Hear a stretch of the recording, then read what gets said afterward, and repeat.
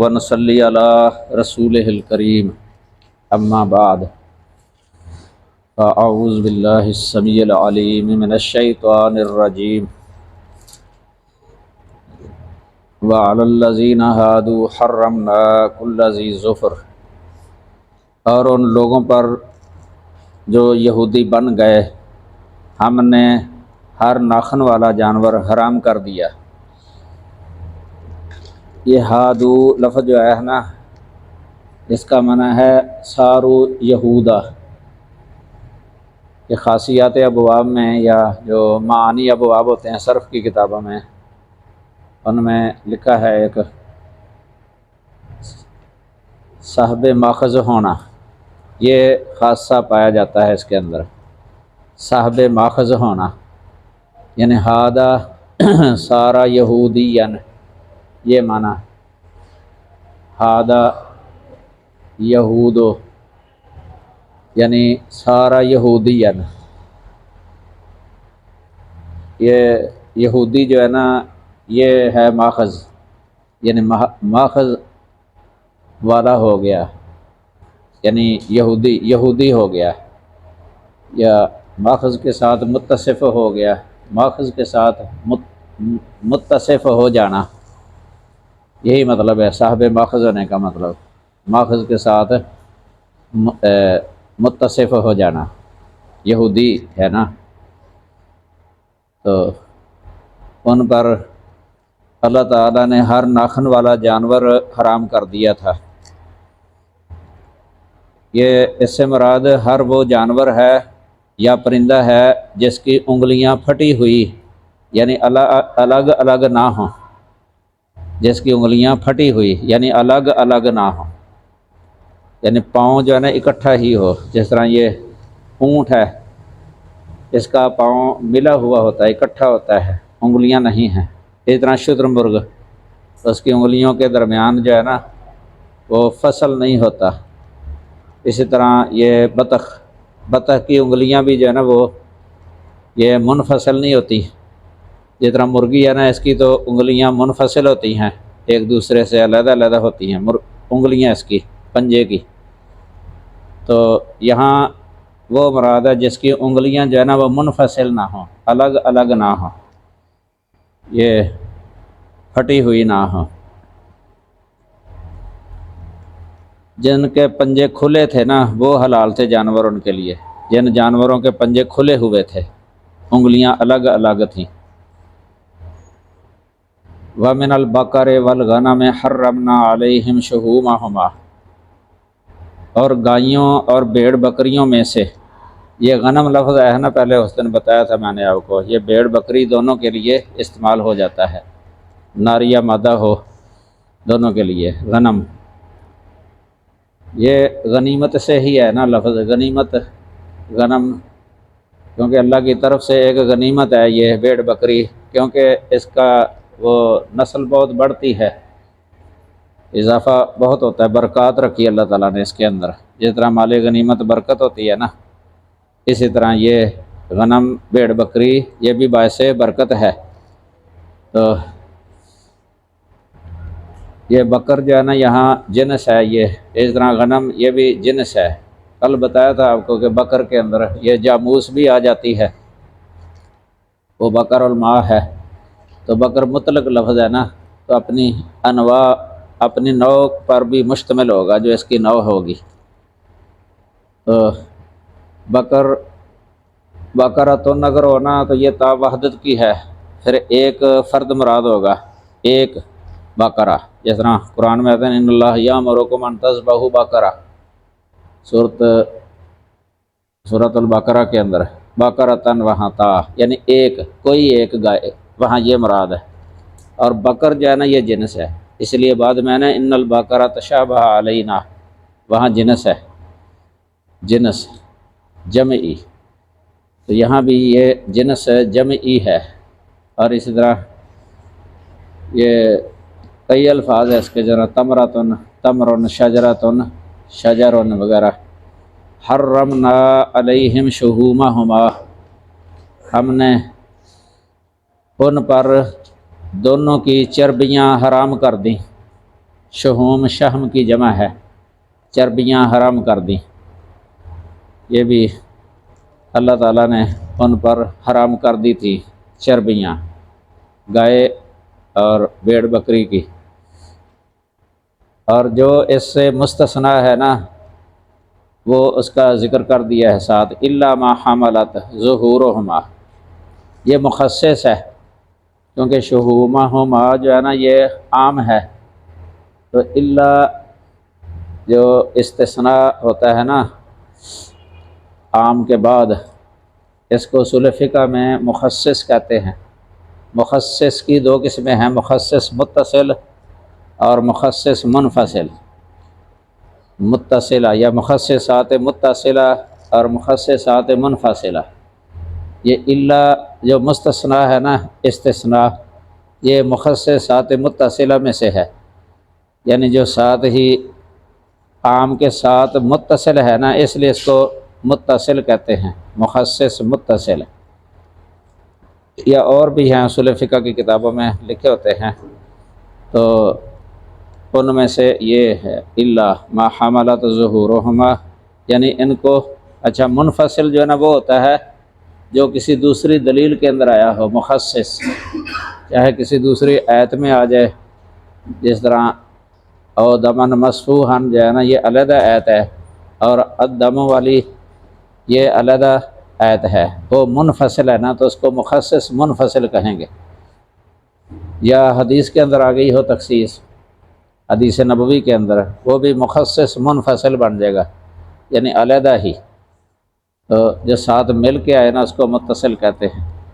الا ما حملت ظہورہما، مگر وہ چربیاں جو ان کی پشتوں نے اٹھائی ہیں، یہ لفظی معنی ہے، یعنی سوائے اس کے جو ان کی پشتیں اول حوایا یا آنتڑیاں اٹھائے ہوئے ہوں، حملت اٹھائے ہوئے ہوں، یعنی جو پشت پر چربی لگی ہے نا، پشت پر یا آنتڑیوں کے ساتھ جو چربی ہے، آنتڑیوں کے اوپر جو ہوتی ہے، یہ حلال تھی ان کے لیے۔ یہ حوایا یا تو حویت ان کی جمع ہے یا حاویت ان کی جمع ہے، فعیلت ان کی جمع، جس طرح مطیت ان کی جمع مطایہ آ جاتی ہے، خطیت ان کی جمع خطایہ آ جاتی ہے، حاویت ان کی جمع بھی کئی مفسرین نے کہا ہے۔ یہ جو ہے نا آنتڑیاں، ان پر یہ لفظ بولا جاتا ہے۔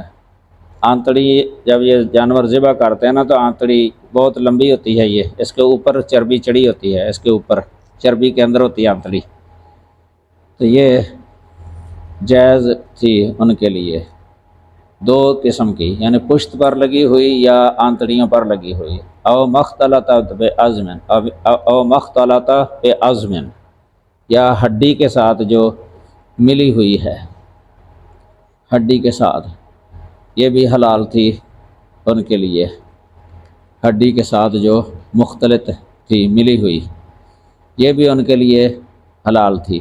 یہ عظمن جو ہے نا نکرہ ہے، کسی ہڈی کہہ لو، کسی ہڈی، یعنی کوئی بھی ہڈی جو ہے نا پورے اس کے بدن کی کوئی بھی ہڈی، اس کے ساتھ جو چربی ملی ہوئی ہے، مخلوط ہے، وہ بھی حلال تھی۔ یہ حالانکہ ان سے پہلے جو ہے نا یہ ہر قسم کی چربی حلال تھی، ہر قسم کی چربی حلال تھی، اس طرح کل ذی ظفر جو ہے نا یہ بھی ہر ایک کے لیے حلال تھا ان سے پہلے، یہودیوں سے پہلے، لیکن ان یہودیوں پر یہ چیزیں حرام کیوں کی تھیں اس کی وجہ اللہ تعالیٰ نے خود ہی بیان کر دی ہے، ذالک جزیناہم ببغیہم،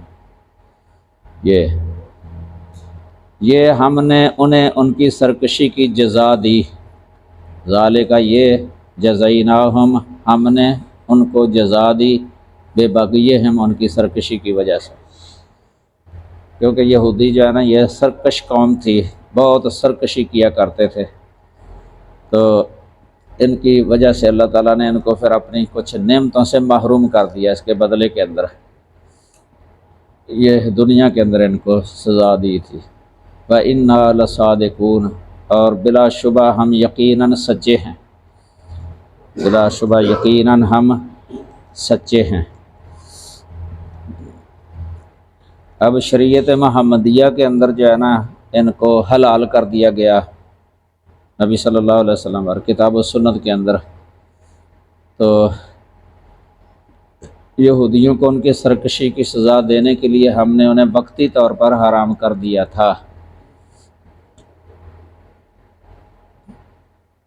یہ اصل میں یہودیوں کے اس دعوے کا رد ہے۔ وہ کہا کرتے تھے کہ اللہ تعالیٰ نے ہم پر کوئی چیز حرام نہیں کی سوائے اس کے جو یعقوب علیہ السلام نے اپنے نفس پر حرام کیا تھا۔ یعقوب علیہ السلام نے اپنے نفس پر نہ اونٹ کا گوشت جو ہے نا یہ حرام کیا تھا بس، تو یہ کہتے تھے کہ بس ہم پر جو ہے نا اونٹ کا گوشت ہی حرام ہے اور کوئی چیز حرام نہیں ہے۔ یہ ان کا رد ہے اس آیت کریمہ کے اندر۔ یہ تفسیر ابن کثیر اور قرطبی میں لکھا ہوا ہے کہ ان کے اس قول کی تردید ہے یہ۔ اور یعقوب علیہ السلام، اللہ تعالیٰ نے قرآن میں فرمایا ہے کل الطعام کان حلا لبنی اسرائیل الا ما حرم اسرائیل علی نفسہ من قبل ان تنزل التوراۃ، یعنی وہ تو تورات کے نازل ہونے سے پہلے کی بات ہے کہ سارے ہی کھانے جو ہے نا حلال تھے بنی اسرائیل پر، مگر جو اسرائیل نے یعنی یعقوب علیہ السلام نے اپنے نفس پر حرام کر لیا تھا نا وہ حرام تھا، تو باقی اللہ تعالیٰ نے ان پر یہ چیزیں بھی حرام کی تھیں، تو اس کا وہ بعد میں نفی کرتے تھے تو ان کا رد کیا اللہ تعالیٰ نے۔ اِنَّا لَصَادِقُونَ، بے شک ہم بلا شبہ ہم یقیناً سچے ہیں۔ اس کا مطلب یہ ہے کہ یہودیوں کا یہ دعویٰ غلط ہے اور صحیح بات وہ ہے جو ہم نے بیان کی ہے۔ یہ سورہ آل عمران 93 نمبر آیت کریمہ کے اندر بھی اس کا ذکر ہے۔ تو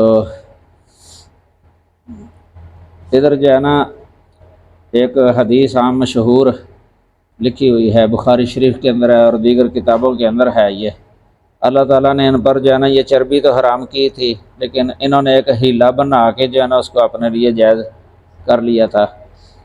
تو وہ یہ لکھی ہے حدیث، نبی صلی اللہ علیہ وسلم نے یہ فتح مکہ کے سال یہ بیان کیا تھا، فتح مکہ کے سال، کہ اللہ یہود کو برباد کرے۔ جب ان کے لیے چربیوں کو حرام کیا گیا تو انہوں نے انہیں پگھلایا اور پھر ان کی قیمت کھا گئے۔ یہ بخاری شریف کے اندر نا کتاب البیوع باب بیع المیتۃ والاصنام 2236 نمبر حدیث ہے بخاری کے اندر، 2236 نمبر حدیث۔ یہ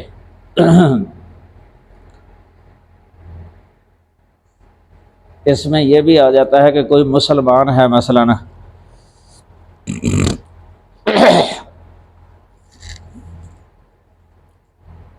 اعتقاد تو ہے کہ یہ شراب حرام ہے، خنزیر حرام ہے، لیکن وہ خنزیر پکڑ کے اگر ان کو فروخت کرے یا خنزیر کا گوشت فروخت کرے اور اس کی قیمت کھا جائے یہ حرام ہوگا۔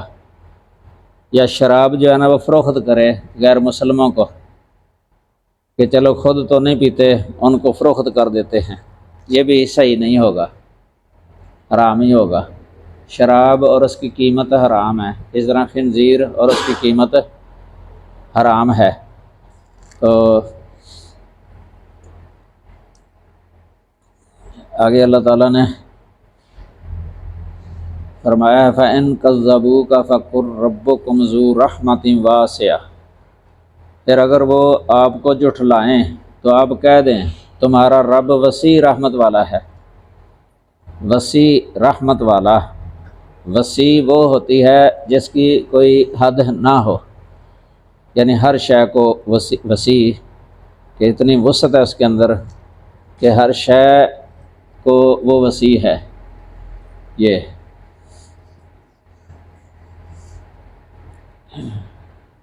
اس کا مطلب یہ ہے کہ اگر تم اپنے اب بھی نافرمانی کی روش چھوڑ کر حق کی سیدھی راہ اختیار کر لو تو اپنے رب کے دامن رحمت کو اپنے لیے کھلا پاؤ گے، کیونکہ اللہ تعالیٰ ہر وقت دعوت دیتا ہے، کافروں کو بھی دعوت ہے، اسی لیے تو ان کو امت دعوت کہا جاتا ہے نا۔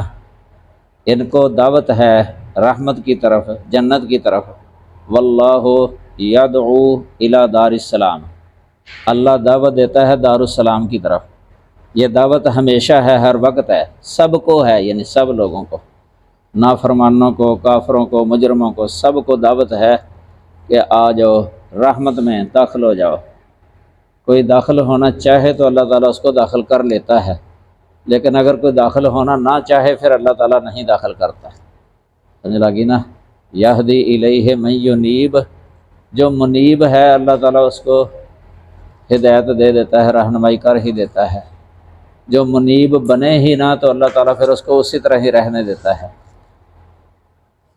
یہ اللہ تعالیٰ اپنی مشیت کے ساتھ جو ہے نا وہ جسے چاہتا ہے داخل کر لیتا ہے۔ یدخل من یشاء فی رحمتہ والظالمین اعد لہم عذابا علیما، اس سے بھی مراد ہے کہ جو رحمت لینا چاہے نا تو اللہ تعالیٰ پھر ان کو وہ داخل کر لیتا ہے اپنی مشیت کے ساتھ۔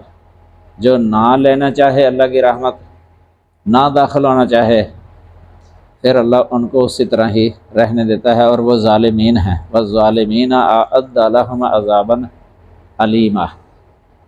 تو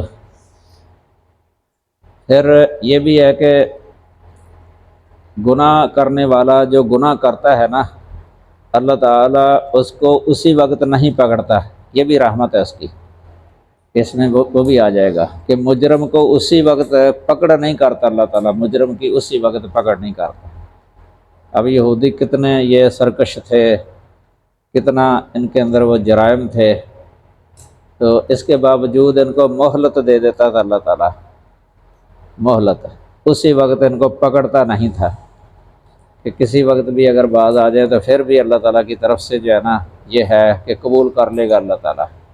جس طرح حدیث آتی ہے نا کہ توبہ کا دروازہ جو ہے نا وہ کھلا ہے جب تک سورج مغرب کی طرف سے طلوع نہ ہو جائے۔ یہ تو عام ہے مجموعی لحاظ سے، لیکن ہر بندے کے لحاظ سے جو ہے نا جب تک موت کے آثار نظر نہیں آ جاتے، موت ہنسلی تک نہیں پہنچ جاتی، اس وقت تک دروازہ کھلا ہوا ہے۔ اگر کوئی بندہ توبہ کر لے موت سے پہلے، یا اس طرح سمجھ لیں جس طرح حدیث آتی ہے کہ کوئی جہنم کے اندر جانے میں ایک ذرا باقی رہ گیا ہے، کہ جہنم کے اندر چلا جائے وہ بندہ، ایک ذرا رہ گیا ہے، پھر وہ توبہ کر لے سچے دل سے تو اللہ پھر بھی معاف کر دیتا ہے، سارے معاف کر دیتا ہے ماضی کے۔ آگے سمجھے؟ تو یہ اللہ تعالیٰ کی رحمت ہے، بڑی وسیع ہے۔ ایک اسیری نامی ہے کوئی شخص، بالکل کفر کی حالت میں تھا، تو ایک غزوے کے اندر جو ہے نا شریک ہو گیا کلمہ پڑھ کے، تو اسی وقت شہید ہو گیا۔ تو نبی صلی اللہ علیہ وسلم نے اس کو یعنی جنت کی بشارت کہ جنت میں چلا گیا ہے، یہ عامل قلیلا و اجر کثیرا، فرمایا کہ اس نے تھوڑا سا عمل کیا کہ ابھی تو کلمہ پڑھا ہے، شہید ہو گیا، تو اس نے بہت سارا اجر جو ہے نا وہ پا لیا ہے، بہت سارا اجر دے دیا گیا ہے۔ اور وہ جو حدیث آتی ہے وہ بھی اس پر منطبق ہو سکتی ہے کہ بندہ لوگوں کی نظروں کے اندر گناہ کے کام کرتا رہتا ہے، فیما یبدو للناس، لوگوں کی نظروں میں، یعنی وہ جہنم والے عمل کرتا رہتا ہے، یا عمل و عمل اہل النار فیما یبدو للناس، حتیٰ کہ اس کے اور جہنم کے درمیان ایک ذرا باقی رہ جاتا ہے، ایک ذرا کہ بس داخل ہونے والا ہی ہے جہنم، کہ جہنم کے گڑھے پر گویا کہ وہ پہنچ گیا، کنارے پر پہنچ گیا، تو وہ جو لکھا ہوا ہے نا اس کے بارے میں کہ یہ جنتی ہے، وہ سبقت کر جاتا ہے، پہل کر جاتا ہے، یسبق علیہ الکتاب، تو پھر وہ اہل جنت والے عمل کرنا شروع ہو جاتا ہے، اہل جنت والے عمل، تو وہ جنت میں چلا جاتا ہے۔ اس کے برعکس بھی ہے، ایک بندہ لوگوں کی نظروں کے اندر وہ جنت والے عمل کرتا رہتا ہے، جنت والے عمل، حتیٰ کہ جنت میں جانے میں ایک ذرا ہے اس کے اور جنت کے درمیان، کہ وہ برے عمل کرنے شروع ہو جاتا ہے، اس پر بھی کتاب پہل کر جاتی ہے، تو وہ جہنم کے اندر چلا جاتا ہے۔ اس لیے سلف جو ہے نا وہ بڑا خوف رکھتے تھے اپنے دلوں کے اندر، کہیں ایسا نہ ہو کہ موت سے پہلے پہلے جو ہے نا کوئی حالت بدل نہ جائے، خاتمہ خیر کے ساتھ ہو جائے، برا خاتمہ نہ ہو، یہ ڈر رہتا تھا ان کے دلوں کے اندر، خوف مومن کے دل کے اندر رہنا چاہیے۔ یہ نہ ہو کہ اللہ تعالیٰ سے اس طرح وہ یہ بے خوف ہو جائے، نہ ڈر ہو جائے کہ تقویٰ بالکل نکل جائے، اللہ کا ڈر نکل جائے دل سے، بس اتنے رجا غالب آ جائے بندے پر، جس طرح مرجیہ ان پر رجا ہی غالب آ گئی تھی نا، خوف انہوں نے دلوں کے اندر نکال دیا، گناہوں سے بچتے نہیں تھے اور کرتے تھے، یہاں تک کہہ دیتے تھے لا یضر مع الایمان معصیہ، کہ ایمان کے ساتھ کوئی معصیت نقصان نہیں دے گی، ایمان کی حالت میں کوئی بھی معصیت نافرمانی نقصان نہیں دے گی، اس حد تک وہ پہنچ گئے تھے۔ تو ایسے نہیں ہونا چاہیے۔ صحیح بخاری کے اندر ہے کتاب الرقاق کے اندر کہ مومن جو ہے نا یہ خوف اور رجا کے بین بین رہنا چاہیے، مومن کو خوف بھی ہو اور امید بھی ہو اللہ تعالیٰ کی رحمت کی، اور ڈر بھی ہو، دونوں چیزیں جمع ہونی چاہیے مومن کے دل کے اندر۔ تو یہ ہے اصل ہے۔ یہ یہودیوں نے اپنے دلوں کے اندر خوف نکالا ہوا تھا، گناہ کرتے تھے، ڈرتے نہیں تھے ذرا سے، وہ ارجاء والا ہی تھا، جس طرح اس امت کے اندر اس طرح کے بہت سارے لوگ ہیں، ارجاء ان کے اندر پایا جاتا ہے۔ وہ بھی کہا سیقولون سیغفر لنا، سورۃ الاعراف کے اندر اللہ نے ان کا قول نقل کیا ہے، وہ کہتے تھے کہ ہمیں بخش دیا جائے گا، اللہ بخشے گا، یہ کہہ دیتے تھے، گناہ کرتے تھے بڑے بڑے تو کہہ دیتے تھے اللہ بخشے گا۔ آج کل بھی لوگ اس طرح کہہ دیتے ہیں کہ اللہ بخشے گا، اللہ بخشنے والا ہے۔ کوئی یہاں تک کہہ دیتے ہیں کہ کلمہ پڑا ہوا ہے، کلمہ گو یہ جہنم میں جا نہیں سکتا جس نے کلمہ پڑھ لیا، یہاں تک کہہ دیتے ہیں۔ یہ ارجاء ہی ہے حقیقت میں، ارجاء۔ یہ مرجیۃ الکرامیہ یہی کہا کرتے تھے کہ جس نے کلمہ پڑھ لیا ہے نا وہ سیدھا جنت میں چلا جائے گا، چاہے جس طرح کا بھی گناہ گار ہے۔ یہ تھا، یعنی اللہ کے خوف سے نہ ڈر ہو گئے تھے، اللہ کے عذاب سے نہ ڈر ہو گئے تھے۔ آگے سمجھے؟ اللہ کے صحیح بخاری کے اندر یہ باب کے اندر بیان کیا ہے، ما خافہ الا مومن، کتاب الایمان کے اندر ہی ہے کہ اللہ سے مومن ہی ڈرتا ہے۔ مومن جو مومن نہیں ہے وہ اس نے کیا ڈرنا ہے اللہ تعالیٰ سے؟ تو ان لوگوں نے دلوں سے یہ نکال دیا تھا اللہ تعالیٰ کا خوف، امید دلاتے رہے۔ ادھر جو اللہ تعالیٰ نے فرمایا نا، اس سے مراد یہ ہے کہ اگرچہ اللہ تعالیٰ کی رحمت ہے وسیع، کہ وہ فوراً نہ پکڑنا یہ بھی اس کی رحمت ہے، فوراً نہ پکڑنا گناہ گار کو۔ کئی دفعہ کئی گناہ کرتے رہتے ہیں تو وہ کہتے ہیں اگر ہم اللہ کے نزدیک برے ہیں تو پھر اللہ ہمیں پکڑتا کیوں نہیں ہے؟ سمجھ لگی نا؟ یہودی بھی کہتے تھے لیما دوسرا، ہم اللہ تعالیٰ کے محبوب ہیں، نحن کہتے تھے نحن ابناء اللہ و احباؤہ، ہم اللہ کے ابناء ہیں، بڑے چہیتے ہیں بیٹے، اور اس کے جو ہے نا محبوب ہیں ہم۔ اللہ تعالیٰ نے جواب دیا تھا قل فلم یعذبکم بذنوبکم، اللہ تمہیں تمہارے گناہوں کی وجہ سے عذاب کیوں دیتا ہے؟ یہ جو گناہوں کی وجہ سے عذاب ملتا رہتا ہے نا، اگرچہ اسی وقت نہیں ملتا کہ جب گناہ کر رہا ہو تو اسی وقت ہی عذاب، وہ کچھ کسی دوسرے وقت میں مل جاتا ہے، ٹھہر کے مل جاتا ہے، کبھی دیر کے بعد مل جاتا ہے عذاب، تو ہوتا تو انہیں گناہوں کی وجہ سے ہے یہ گناہ۔ تو وہ سمجھتے ہیں کہ پتہ نہیں ہم گناہ کرتے ہیں تو اللہ تعالیٰ ہمیں کہتا کچھ بھی نہیں ہے۔ اللہ راضی ہے ہم سے، اس طرح کا عقیدہ بنا لیتے ہیں۔ تو ولا پھر آگے یہ جو ہے نا کل ربکم ذو رحمت واسعہ، یہ ترغیب ہے، ترغیب کہ اللہ کی رحمت بہت وسیع ہے، تم رحمت میں داخل ہو سکتے ہو، ایسے عمل شروع کر دو کہ تم پر اللہ کی رحمت ہو جائے۔ تو یہ ہے ترغیب والا انداز۔ آگے ہے ترہیب والا انداز، ولا یرد باسہ عن القوم المجرمین، اور اس کا عذاب مجرم لوگوں سے ہٹایا نہیں جاتا، یعنی جو مجرم ہے نا ان سے اللہ کا عذاب دور نہیں کیا جاتا۔ اسی طرح جن کو موت آ جائے گی پھر آخرت کے اندر ان کو عذاب ہوگا، اس دن کوئی بچا نہیں سکے گا۔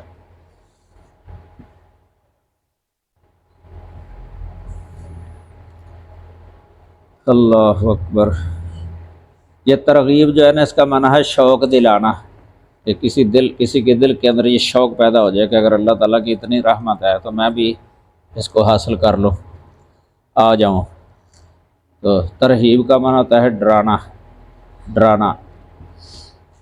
یہ عام طور پہ قرآن مجید کے اندر جو ہے نا اسلوب ہے، اسلوب ترغیب اور اسلوب ترہیب، اکثر آیات میں ایسے ہی، اکثر صورتوں میں جہاں ترغیب ہے ساتھ ترہیب ہے، یا جہاں ترہیب ہے ساتھ ترغیب ہے، یہ اسلوب ہے، قرآن کا انداز بیان ہے، یہ لوگوں کو بعض و نصیحت کرنے میں سمجھ لگی نا۔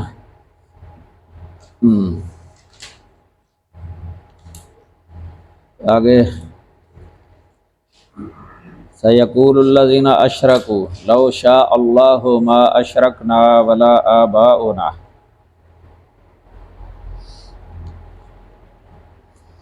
ان قریب وہ لوگ کہیں گے جنہوں نے شریک بنائے، اشرک یشرک کو شریک بنانا ہوتا ہے، کیا کہیں گے؟ لو شاء اللہ ما اشرکنا، اگر اللہ چاہتا تو نہ ہم شریک بناتے، ولا آباؤنا، اور نہ ہمارے باپ دادا، ولا حرمنا من شیء، اور نہ ہم کوئی شے حرام کرتے، اور نہ ہم کوئی چیز حرام ٹھہراتے۔ کذالک کذب الذین من قبلہم، اسی طرح جھٹلایا ان لوگوں نے جو ان سے پہلے تھے، حتیٰ ذاقوا باسنا، حتیٰ کہ انہوں نے ہمارا عذاب چکھ لیا۔ یہ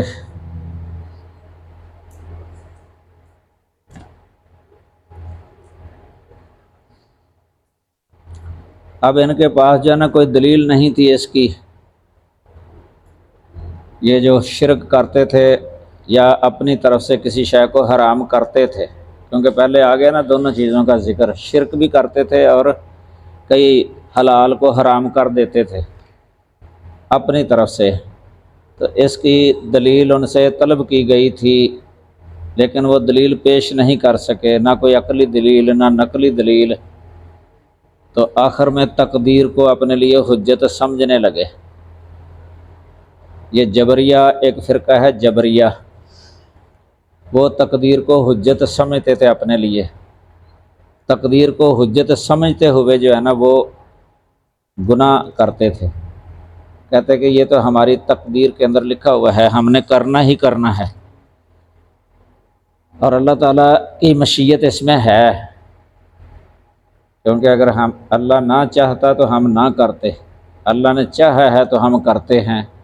یہ جبریہ جو ہے نا یہ بہت بڑے گمراہ ہوئے ہیں، یہ جبریہ، ان کے مقابلہ میں تھے قدریہ۔ قدریہ تقدیر کے منکر تھے، قدریہ نفات قدر، تقدیر کی نفی کرنے والے، اور ان کے مد مقابل تھے جبریہ۔ جبریہ کو بھی قدریہ ویسے کہہ دیتے ہیں عقیدے کی کتابوں میں، لیکن قدریہ کی دو قسمیں ہیں، یہ ایک قدریہ ہے تقدیر کی نفی کرنے والے، اور ایک قدریہ ہیں جو قدر کو تقدیر کو حجت سمجھتے ہوئے نا عمل کو ترک کرنے والے اور گناہوں کا ارتکاب کرنے والے، اور بندے کو مجبور سمجھنے والے، مجبور محض، کہ بندہ جو ہے نا یہ مجبور محض ہے، اس قصوروار نہیں ٹھہراتے تھے انسان کو، تو تقدیر کو اس طریقے سے حجت سمجھتے تھے۔ یہ مشرکین نے بھی یہی بات کی جب ان کے پاس کوئی دلیل نہیں تھی نا ان کے اس شرک کی یا تحلیل یا تحریم کی، تو انہوں نے پھر تقدیر کو حجت سمجھتے ہوئے یہ بات کہی تھی، تقدیر کا سہارا لے کر کہتے کہ ہمارے حق میں خود اللہ کی مرضی اور ارادہ یہ ہے کہ ہم شرک کریں، یعنی سمجھتے ہیں کہ اللہ تعالیٰ یہ اس کی مرضی اور اس کے ارادے کے ساتھ ہم یہ کرتے ہیں شرک، یا حرام قرار دیتے ہیں بعض کو۔ تو یہ اگر اللہ تعالیٰ کی مرضی نہ ہوتی تو ہم سے یہ کام ہو ہی نہیں سکتے تھے۔ تو یہ اس بات کی دلیل ہے کہ ہم جو کر رہے ہیں اس پر اللہ تعالیٰ خوش ہے، لہذا یہ صحیح اور حق ہے، یہ تھا ان کا کہنے کا مطلب۔ تو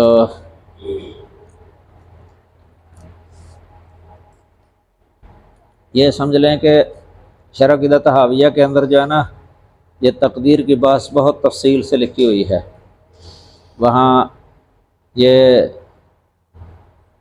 آیت بھی لکھی ہوئی ہے، یہی آیت ہے شرح عقیدہ طحاویہ کے اندر۔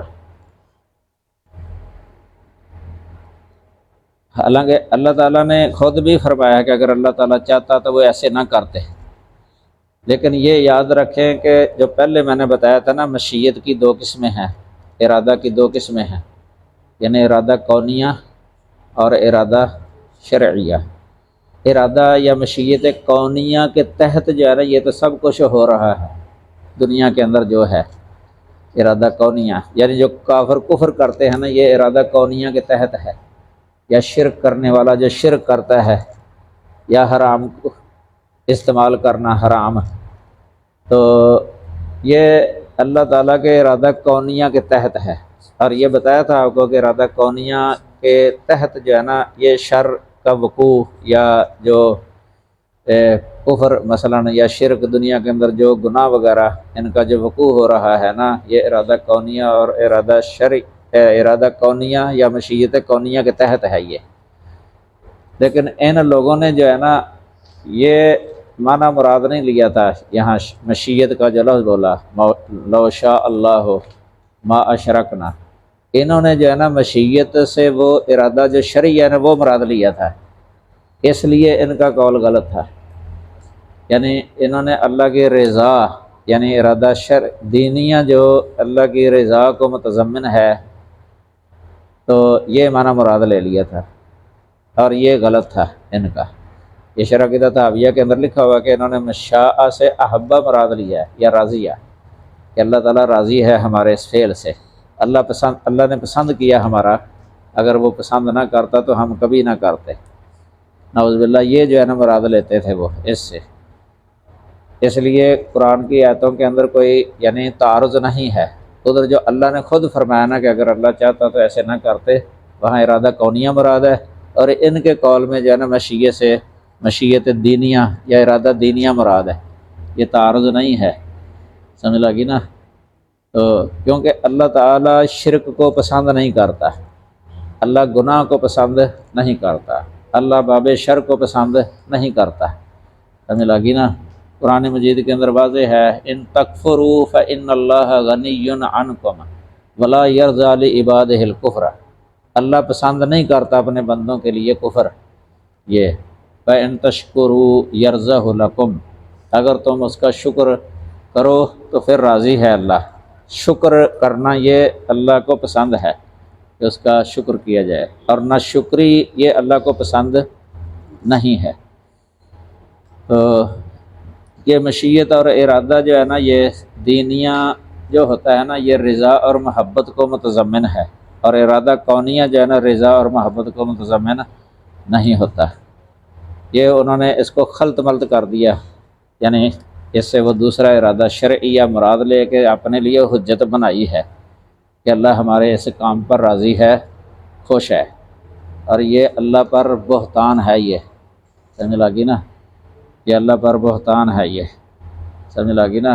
اس لیے اللہ تعالیٰ نے ساتھ ہی فرمایا کذالک کذب الذین من قبلہم، یہ ان کی تردید کی ہے، کذالک کذب الذین من قبلہم، اسی طرح ہی جھٹلایا ان لوگوں نے جو ان سے پہلے تھے، حتیٰ ذاقوا باسنا، حتیٰ کہ انہوں نے ہمارا عذاب چکھ لیا۔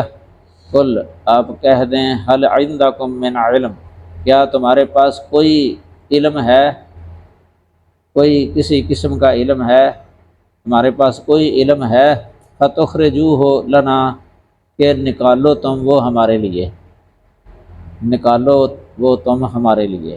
یا اب ان سے دلیل کا مطالبہ کیا ہے کہ کوئی علم سے مراد دلیل ہی ہے کہ کوئی اس کی دلیل دو کہ ان تتبعون الا الظن، نہیں اتباع کرتے تم مگر ظن کی، گمان، یعنی اپنا اٹکل، یہاں ظن سے مراد ان کا اپنا اٹکل ہی ہے، اس لیے ساتھ ہی فرما دیا وَإِنْ أَنْتُمْ إِلَّا تَخْرُصُونَ، اور تم نہیں ہو مگر اٹکل دوڑاتے ہو، اٹکل خرس، یعنی اپنے اٹکل سے جو ہے نا یہ بات کرتے ہو، یعنی دلیل پر مبنی نہیں ہے تمہاری بات، غلط ہے۔ یہ اللہ کے ذمے بات لگانا ہے نا، کیونکہ اللہ تعالیٰ تو راضی ہوتا ہی نہیں ہے، کفر پر راضی نہیں ہوتا، نہ شرک پر، نہ گناہوں پر، تو یہ کہہ رہے ہیں کہ اللہ تعالیٰ راضی ہے۔ تو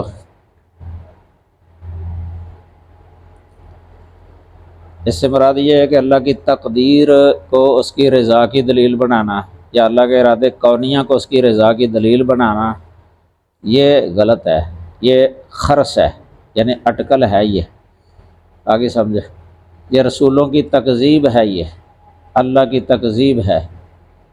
تو ان سے پہلے لوگ بھی اسی بہانے کو بنیاد بنا کر رسولوں کو جھٹلاتے آئے ہیں، حتیٰ کہ انہوں نے ہمارا عذاب چکھ لیا۔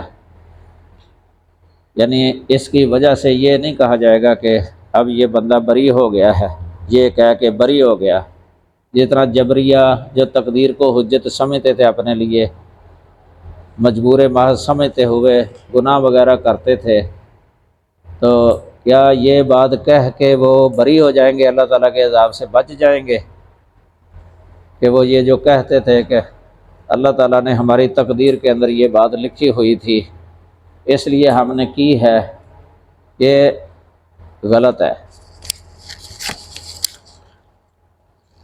شیخ الاسلام ابن تیمیہ رحمہ اللہ نے کتاب لکھی ہے، اس کا نام ہے الاحتجاج بالقدر، چھپی ہوئی ہے، یہ عام مل جاتی ہے، اردو ترجمہ بھی ہے اس کا، الاحتجاج بالقدر، یعنی تقدیر کے ساتھ حجت پکڑنا، تقدیر کو حجت بنا کے عمل نہ کرنا یا گناہ کرتے رہنا، یہ مشرکوں کا کام تھا، یہ بھی انہوں نے اس میں لکھا ہوا ہے، اور یہی آیت وہاں بھی لکھی ہے انہوں نے کہ یہ تو اہل شرک کا کام تھا۔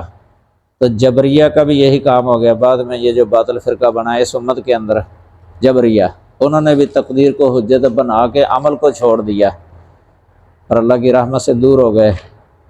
تو یہ تقدیر جو ہے نا، یہ حجت بنانا اس کو اور عمل چھوڑ دینا، قیامت کے دن کوئی کام نہیں آئے گا۔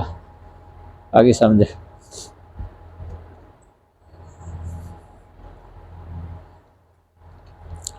یہ آگے آ جائے گی آیت اس کے رد میں، جنا قیامت کے دن یہ کام نہیں آئے گی، یہ شے قیامت کے دن۔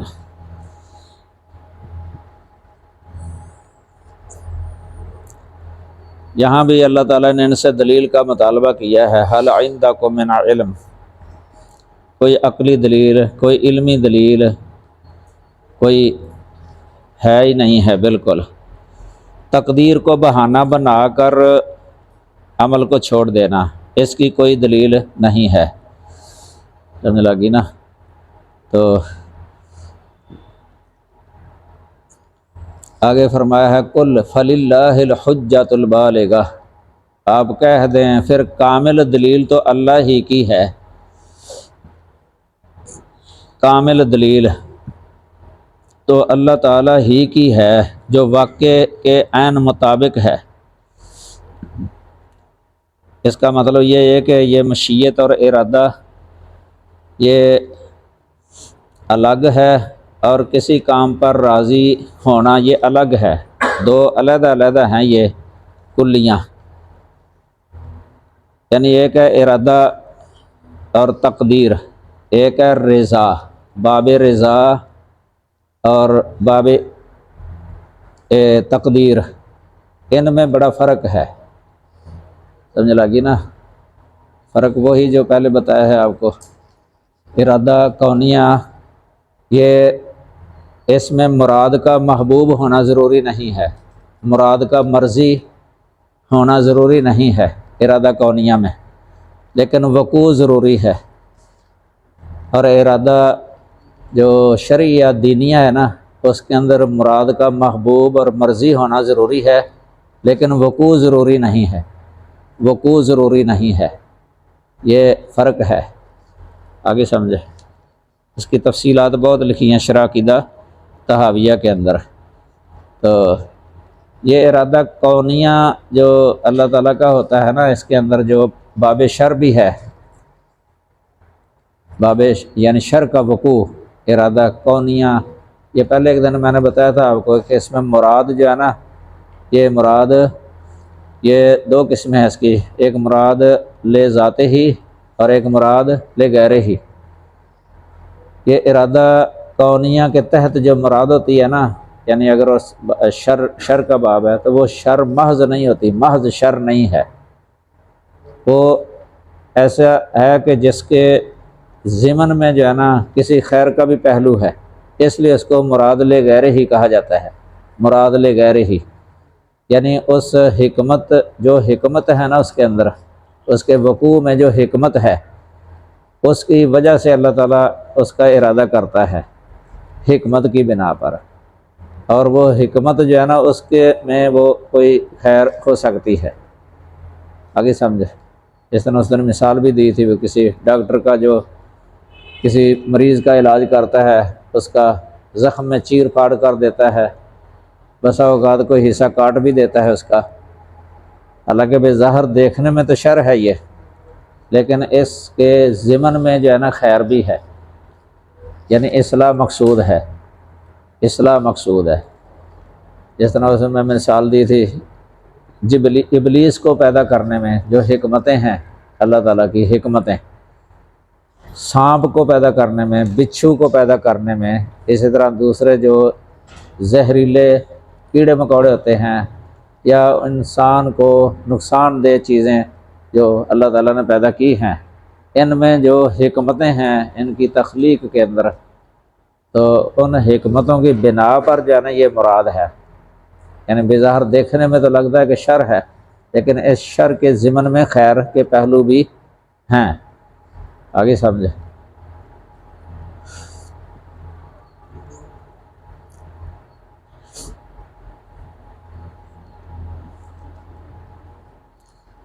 آگے فرمایا فَلَوْ شَاءَ لَهَدَاكُمْ أَجْمَعِينَ، اگر وہ چاہتا تو تم سب کو ہدایت دے دیتا، اگر وہ چاہتا تو تم سب کو ضرور ہدایت دے دیتا۔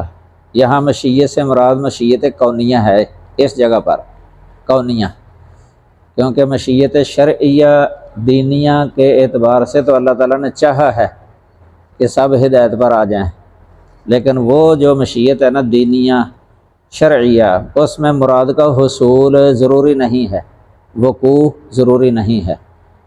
آگے سمجھے؟ اس لیے وہ چاہا تو ہے اللہ تعالیٰ نے دینیہ اور شرعیہ ارادے کے ساتھ اللہ نے چاہا ہے کہ سب لوگ ہدایت پر ہوں، لیکن اس میں مراد کا وقوع ضروری نہیں ہے نا، لازمی نہیں ہے کہ وقوع ہو جائے، اس لیے سارے لوگ ہدایت والے نہیں ہوئے۔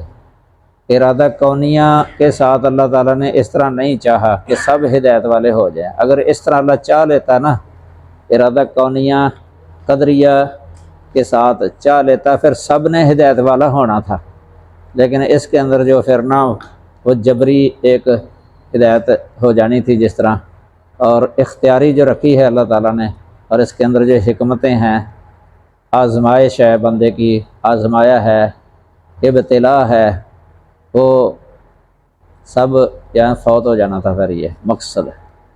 پھر رسولوں کو بھیجنے کا جو سلسلہ ہے، سمجھ لگی نا، یہ پھر کتابیں نازل کرنے کا سلسلہ، یہ اس کی پھر ضرورت ہی نہیں ہونی تھی کہ سب لوگ ہدایت پر ہیں اللہ کی مشیت کونیہ کے ساتھ، تو یہ سارا جو ہے نا یہ سلسلہ جو ہے نا پھر یہ ختم ہو جانا تھا۔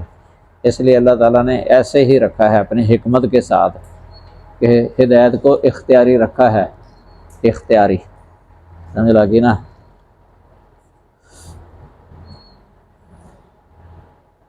آگے فرمایا ہے قُلْ هَلُمَّ شُهَدَاءَكُمُ الَّذِينَ يَشْهَدُونَ أَنَّ اللَّهَ حَرَّمَ هَذَا، کہہ دیں اپنے وہ گواہ لے آؤ، اپنے وہ گواہ لے آؤ، الذین یشہدون، جو گواہی دے دیں، جو گواہی دے دیں، ان اللہ حرم ھذا، کہ بے شک اللہ نے یہ چیزیں حرام کی ہیں۔ پہلے دلیلیں مانگی تھی نا، دلیل ان کے پاس کوئی نہیں تھی، تقدیر کا سہارا لیا، اس کا رد کیا اللہ نے۔ اب یہ شہادت طلب کی ہے ان سے کہ کوئی گواہ لے آؤ جو اس کی گواہی دے دیں کہ اللہ تعالیٰ نے ان کو حرام کیا ہے۔ آگے فرمایا فَإِنْ شَاهِدُوا، اگر وہ شہادت دے دیں، یعنی ان کے اپنے ہی گواہ ہوں جو جھوٹے ہوں، وہ گواہی دے دیں، فَلَا تَشْهَدْ مَعَهُمْ، تو پھر آپ ان کے ساتھ گواہی نہ دیں، آپ ان کے ساتھ شہادت نہ دیں۔ یہ مطلب یہ ہے کہ جو یہ گواہی دے گا نا، ان میں سے کوئی بھی اگر لے بھی آئیں کہ وہ فلاں گواہی دیتا ہے، وہ تو جھوٹا ہے، آگے سمجھیں، نہ اس کے پاس عقلی دلیل ہے نہ نقلی دلیل ہے، تو اس نے تو جھوٹی گواہی دینی ہے، لہذا آپ نہ گواہی دیں۔ وَلَا تَتَّبِعْ أَهْوَاءَ الَّذِينَ كَذَّبُوا بِآيَاتِنَا، اور آپ ان لوگوں کی خواہشوں کی پیروی نہ کریں، یا آپ ان لوگوں کی خواہشوں کے پیچھے نہ لگیں، كَذَّبُوا بِآيَاتِنَا، جنہوں نے ہماری آیات کو جھٹلایا۔ وَالَّذِينَ لَا يُؤْمِنُونَ بِالْآخِرَةِ، اور جو آخرت پر ایمان نہیں رکھتے، ان کی خواہشوں کے پیچھے نہ لگیں۔ وَهُمْ بِرَبِّهِمْ يَعْدِلُونَ، اور وہ اپنے رب کے ساتھ برابر ٹھہراتے ہیں، مخلوق کو رب کے برابر ٹھہرا کر شرک جیسے عظیم ظلم کے مرتکب ہوتے ہیں۔ یعنی ایک تو ہے نا تحلیل والا مسئلہ، تحریم والا مسئلہ، تو یہ تو اس سے بھی بڑے گناہ میں مبتلا ہیں یہ لوگ، شرک، وہ شرک اس سے بھی زیادہ جرم ہے۔ تو یہ برابر اللہ تعالیٰ کے برابر کرنا، ذات کے برابر کرنا، صفات کے برابر کرنا، صفات میں برابر کرنا، ذات میں برابر کرنا، افعال میں برابر کرنا، یہ استحقاق عبادت میں برابر کرنا، یہ شرک ہی ہے یہ، یعنی اس کی ذات میں برابر کرنا، یہ تو عام ویسے لوگ نہیں کرتے مشرکین، کہ اللہ تعالیٰ کی ذات کے بالکل برابر سمجھتے ہیں کسی مخلوق کو، صفات میں شریک ٹھہرا لیتے ہیں، تو یہ بھی اللہ کے برابر کرنا ہے صفات میں، اس طرح کاموں میں اس کے برابر کرنا، اللہ کے کاموں میں برابر کرنا، یا اللہ کے حکم میں برابر کرنا کسی کو، حکم میں، یہ بھی آ جائے گا اس کے اندر۔ تو یعنی کسی بڑے کا حکم اللہ کے حکم کی مثل سمجھنا، یہ بھی اس میں آ جائے گا۔ پیغمبر کا حکم جو ہے نا، وہ چونکہ اللہ کی طرف سے وحی ہوتا ہے، کہ اللہ کے نبی کا حکم، شرعی حکم اللہ کے نبی کا، وہ اللہ ہی کا حکم ہوتا ہے حقیقت میں۔ من یطع الرسول فقد اطاع اللہ، یہ نہیں ہوگا کہ رسول کو اللہ کے برابر کر دیا ہے کہ شرعی حکم میں، ہاں کونی حکم میں اگر کرے نا رسول کا حکم کونی حکم کی طرح، تو یہ ہو سکتا ہے، یہ برابر کرنا ہے۔ جس طرح رسول کا علم جو ہے نا وہ اللہ کے علم کی برابر سمجھے، رسول کا سننا اللہ کے سننے کی مثل سمجھے، احاطے والا، یا رسول کا تصرف جو ہے نا اختیارات اللہ کے تصرفات اور اختیارات کی مثل سمجھے، پھر یہ برابر کرنا ہو جائے گا، آگے سمجھے۔ یعنی جس طرح اللہ نظام چلاتا ہے پوری کائنات کا، رسول نظام چلاتے ہیں یا اولیاء نظام چلاتے ہیں پوری کائنات کا، اس طرح سمجھے مثلا یہ برابر کرنا ہوگا۔ کونی نظام چلانا یہ اللہ کے ساتھ خاص ہے نا، اللہ کی صفات مختصہ کی طرح سمجھے کسی کی صفات، تو یہ بھی برابر کرنا ہو جائے گا۔ یہ شرک کے اندر یہ سب کچھ آ جائے گا، یعنی شرک فی الذات، شرک فی الصفات، شرک فی الافعال، اور شرک فی الامر یا فی الاوامر، اور شرک فی استحقاق العبادہ، یہ سب آ جائے گا اس کے اندر، یاد لون کے اندر۔ تو ایسے لوگوں کی یعنی یہ خواہشات کی پیروی کرنے سے منع کر دیا ہے اللہ تعالیٰ نے، کہ جو یہ کہیں اس طرح نہ مانے۔ یہ اور صورتوں کے اندر بھی مضمون ہے، یہ سورۃ رعد 16 نمبر، سورۃ شعراء 91 تا 98 نمبر۔ یہ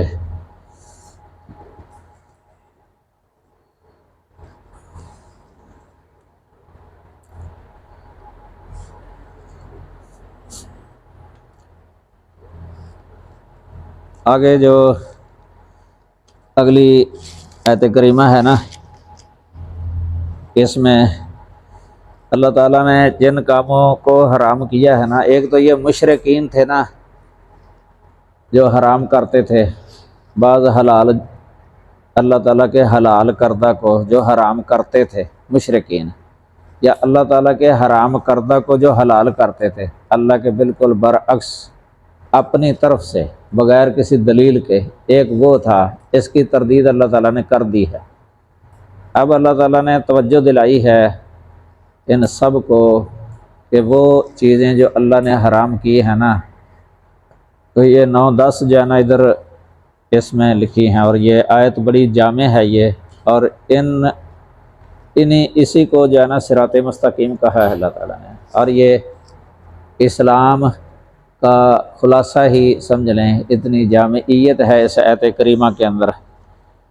یہ ویسے اجمالی طور پہ آپ جو ہے نا یہ سن لیں، ذہن کے اندر ایک خاکہ بن جاتا ہے۔ پہلی ہے اللہ کا شریک قرار دینا، یہ حرام ہے۔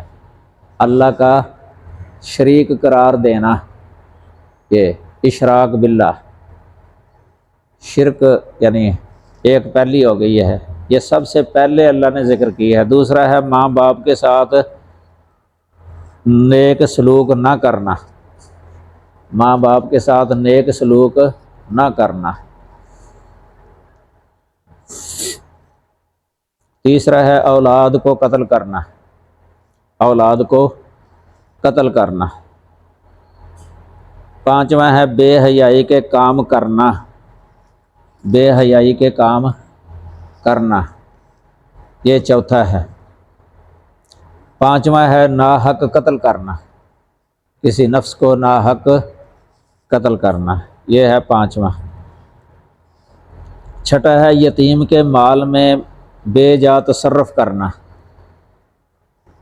یتیم کے مال میں بے جا تصرف کرنا، یہ چھٹا۔ ساتواں ہے ناپ تول میں کمی کرنا، ناپ تول میں کمی کرنا۔ آٹھواں ہے ناحق بات کہنا، ناحق بات کہنا۔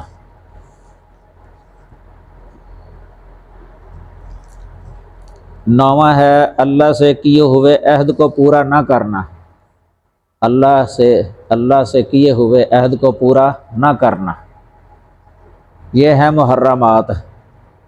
9 ہیں یہ محرمات 9۔ یہ اللہ نے بتایا کہ یہ ہیں کام جو اللہ تعالیٰ نے حرام کیے ہیں۔ اب یہ 9 کے 9 ہی جو ہے نا ان لوگوں کے اندر پائے جاتے تھے، یہ یہودیوں کے اندر بھی تھے، عام جو مشرکین تھے ان میں بھی یہ پائے جاتے تھے۔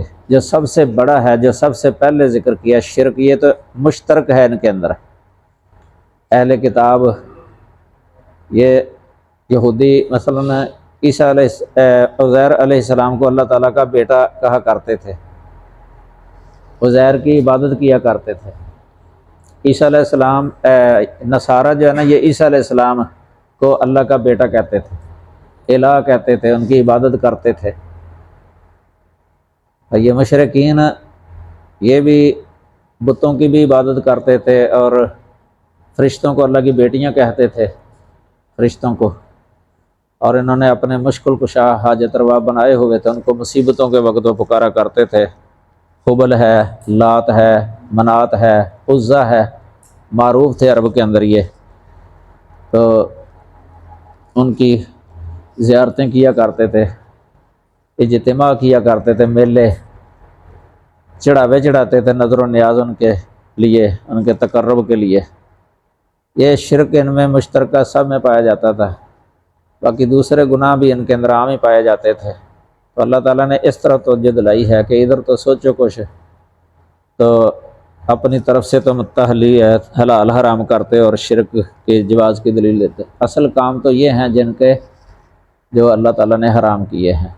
یہ اسلام کا خلاصہ ہے، یہ ان کسی کو صراط مستقیم کہا ہے آخر میں، اور اس پر چلنے کی وصیت بھی کی ہے، ذالکم وصاکم بہ لعلکم تتقون۔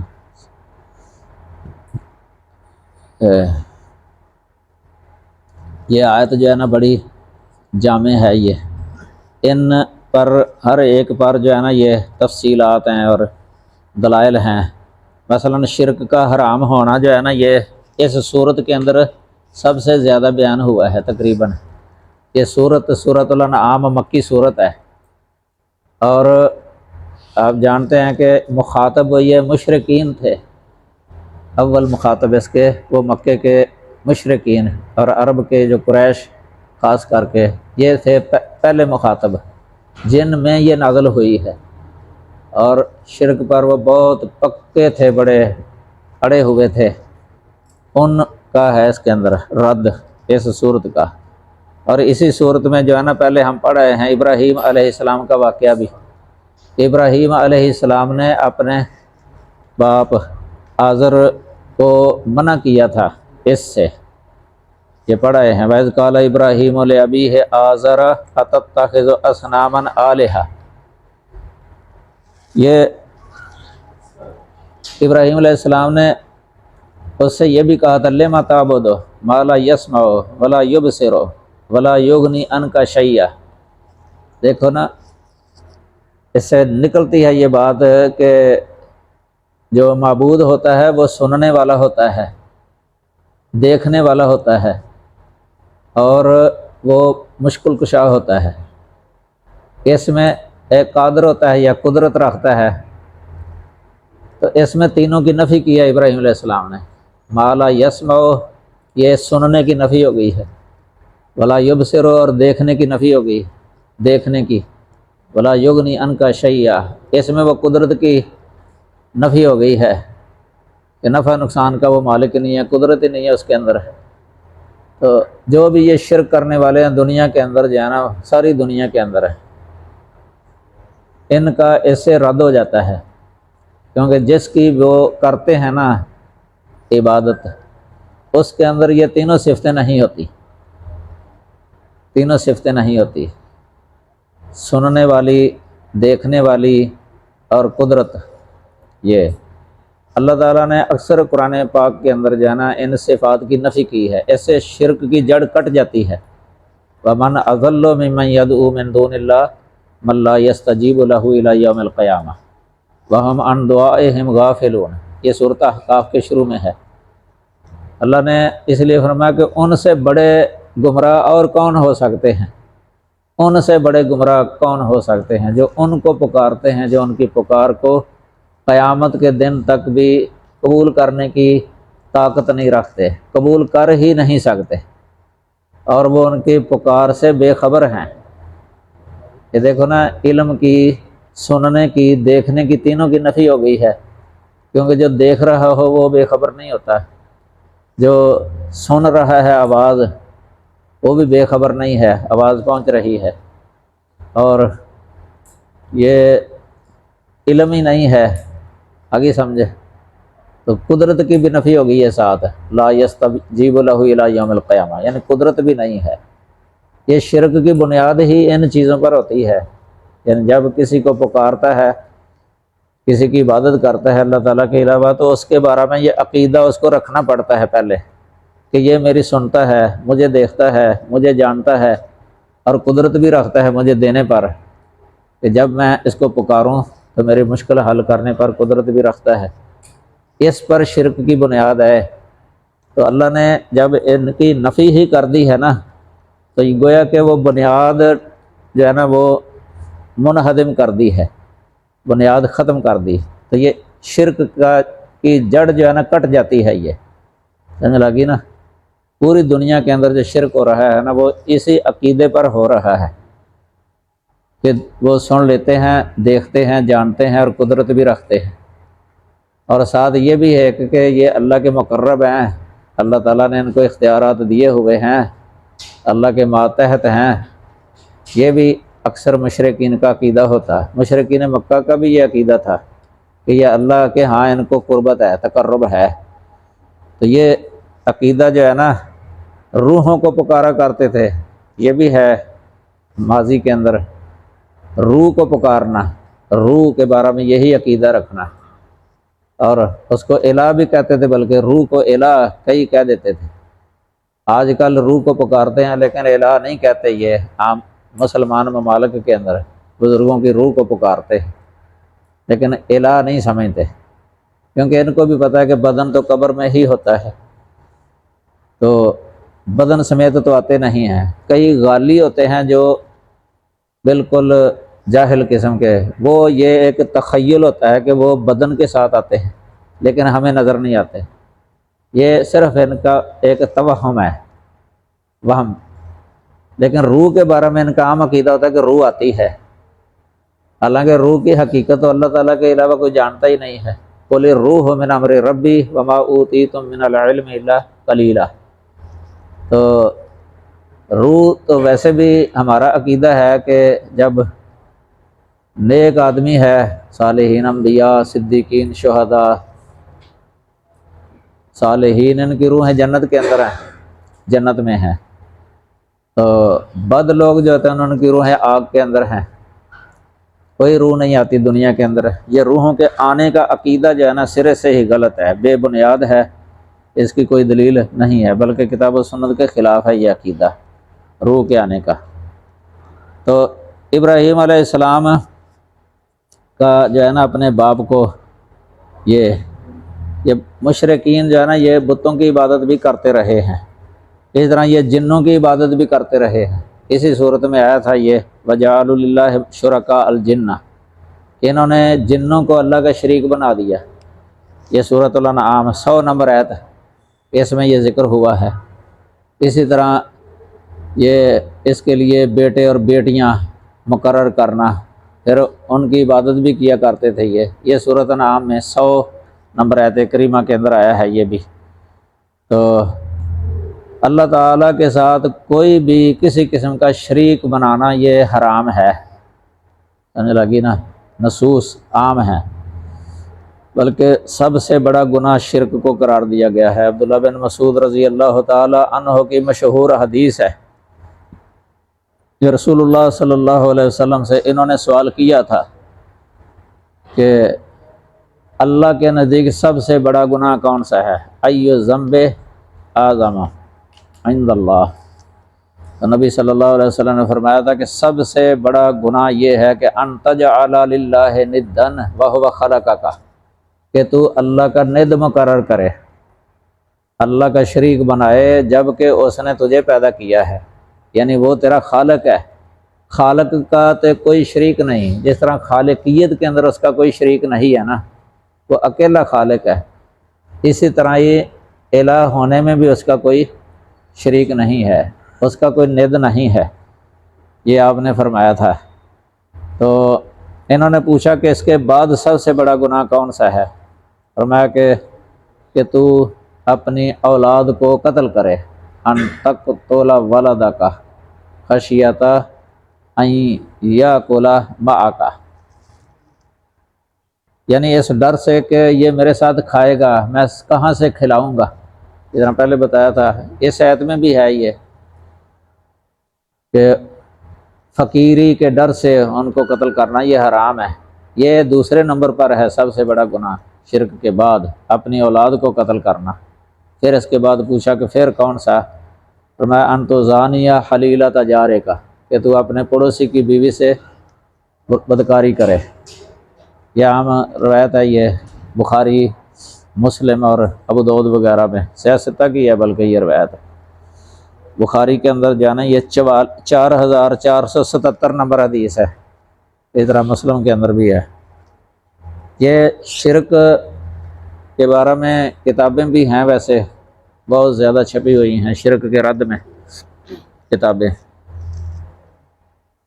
میں نے ایک مقالات لکھے ہیں الحمدللہ، 1100 صفحے کے ہیں، یہ توحید پر شرک کی تردید میں ہے۔ یہ چھپنے کے لیے دیے ہوئے ہیں، ویسے اللہ کرے چھپ جائے، کافی مفصل ہے یہ مقالات توحید، اللہ قبول فرمائے۔ یہ دوسرے نمبر جو ہے نا، والدین کے ساتھ بدسلوکی کا حرام ہونا، یہ سب سے بڑا محسن تو اللہ تعالیٰ ہے نا۔ شرک حرام ہے تو اس کی عبادت فرض ہے، یہ اللہ کا حق ہے عبادت۔ دوسرے نمبر پر والدین جانا، یہ بھی اپنی اولاد کے لیے محسن ہوتے ہیں، بچپن میں اس کی پرورش کرتے ہیں والدین، مشقت کے ساتھ والدین ماں باپ۔ تو یہ جب چھوٹا ہوتا ہے نا، بہت چھوٹا، تو اس وقت جو ہے نا یہ اپنے والدین کا بہت محتاج ہوتا ہے، کیونکہ اپنے آپ کو خود تو سنبھال ہی نہیں سکتا نا اس عمر میں۔ اگر والدین اس کی پرورش نہ کریں تو اس کا زندہ رہنا مشکل ہے۔ تو اصل اللہ تعالیٰ کا تو اذن کونی ہوتا ہے اس کے اندر، اس کی پرورش کے اندر۔ والدین ظاہری اسباب اور ذرائع اور ظاہری تدبیروں کے ساتھ اس کی یعنی پرورش کرتے ہیں۔ دودھ پلا دیا مثلاً، اس کو نہلا دیا، کپڑے پہنا دیے، یا اس کو طہارت کرا دی، اس طرح جو ہے نا اس کو آرام کے مواقع مہیا کیے، یا اگر مریض ہو گیا دوائی وغیرہ علاج کرا دیا۔ یہ ہے والدین، یہ ظاہری اسباب کے ساتھ تدبیر ہے، یہ تربیت ہے تو جو ان کے اختیار میں ہے۔ باقی اس جو غذا کھلاتے ہیں والدین اس بچے کو، اس غذا کے نتیجے کے اندر جو وہ بچہ نشو و نما پاتا ہے نا، یعنی جب آہستہ آہستہ بڑھتا جاتا ہے، یہ اللہ کے علاوہ کوئی نہیں کر سکتا۔ جیسے حجم اس کا وزن کم ہوتا ہے نا، اتنا خوراک کے ساتھ آہستہ آہستہ بڑھتا جاتا ہے۔ تو یہ اس کے اندر یہ جو نشو و نما کا ہونا ہے نا، برابر مناسب طریقے سے، یہ آہستہ آہستہ قوت کا بھی بڑھنا ہے، یہ اللہ تعالیٰ کا کام ہے، اللہ کا اذن کونی کے ساتھ ہے اللہ کا یہ۔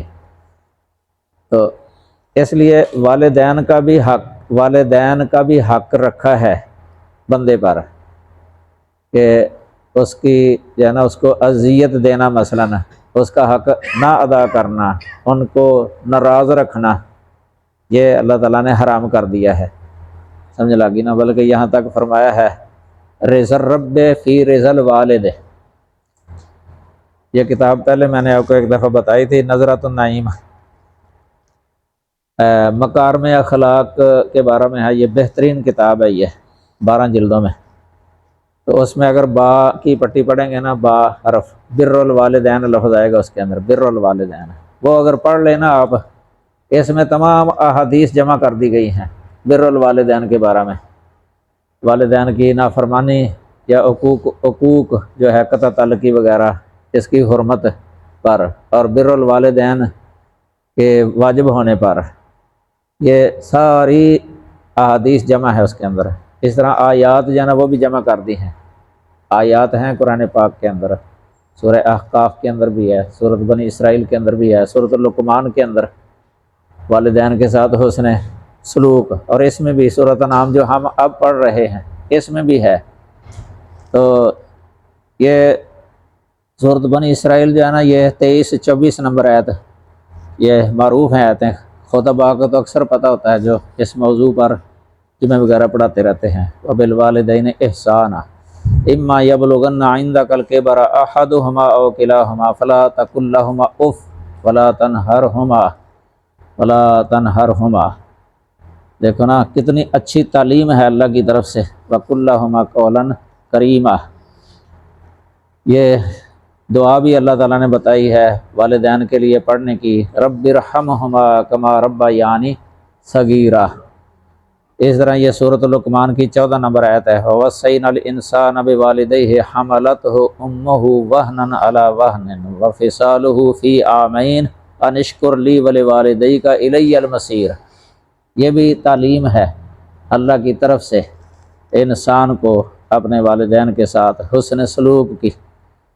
یہ احکام عشرہ جو ہے نا، اس یہ احکام 9 جو سورۃ الانعام کی جو پڑھ رہے ہیں ہم، اس کی تفسیر میں یعنی دوسرے دلائل بھی کافی ہیں کتاب و سنت کے اندر ان کے، یہاں تو یہ اجمال ہے نا، یعنی صرف وہ نام لے کے یہ کہ یہ حرام ہے، یہ کام ہے، ان کے دلائل کتاب و سنت کے اندر۔ اور یہ بھی یاد رکھیں کہ جو شے حرام ہوتی ہے نا، اس کی ضد وہ وجوب، اس کی ضد کا وجوب ہوتا ہے اس کے اندر، اور جو فرض ہے نا اس کی ضد جو ہے نا اس کی حرمت ہوتی ہے، اس کی ضد کی حرمت ہوتی ہے۔ مثلا توحید جو ہے نا یہ فرض ہے، اور اس کی ضد شرک ہے نا تو شرک کی حرمت ہے۔ یہ تو والدین کے ساتھ حسن سلوک واجب ہے نا، تو اس کی ضد جو ہے نا حقوق الوالدین، یہ حرمت ہے، اس کی حرمت یہ اس طرح ہے۔ جتنے بھی اس میں 9 آئیں گے نا، یہ سمجھ لیں کہ جو یہ محرمات ہیں نا تو ان کی ضد جو ہے نا وہ پھر فرائض ہو جائیں گے، فرض۔ تو آگے پھر عبداللہ بن عمر بن عاص رضی اللہ تعالیٰ عنہ کی حدیث لکھی ہے صحیح مسلم سے، ایک آدمی نے نبی صلی اللہ علیہ وسلم سے یہ